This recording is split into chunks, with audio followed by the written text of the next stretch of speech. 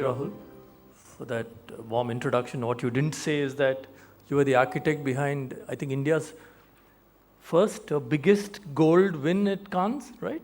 With the Lead India campaign, which I think Rahul was an integral part of when it was created for Times of India. So, thank you. What I have is a very short presentation where I will take you through 4 short case studies, and I've decided to call my short presentation Building Brands by Amplifying Innovations.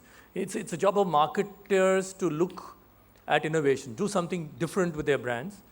And we as advertising people, our job is to take that difference, however small or big it may be, and amplify it.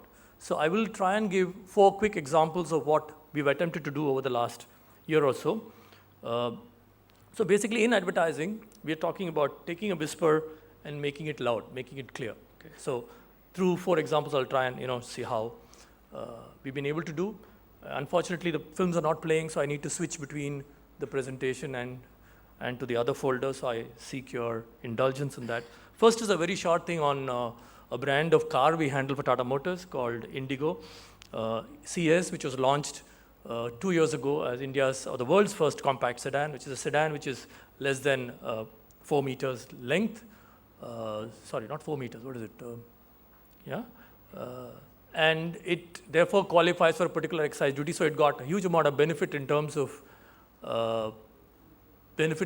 excise duty. And this year they decided to do something different, and the market had changed, a lot of competition. And how do you create excitement around Indigo's CS and help it take on the thing, and how do you gain volume? So one of the things which they did was they developed a common rail diesel engine which actually delivered 23 kilometers per liter. And we said, look, this is it. We'll take this and kind of amplify this. And we said we'll call this the India's most fuel efficient sedan.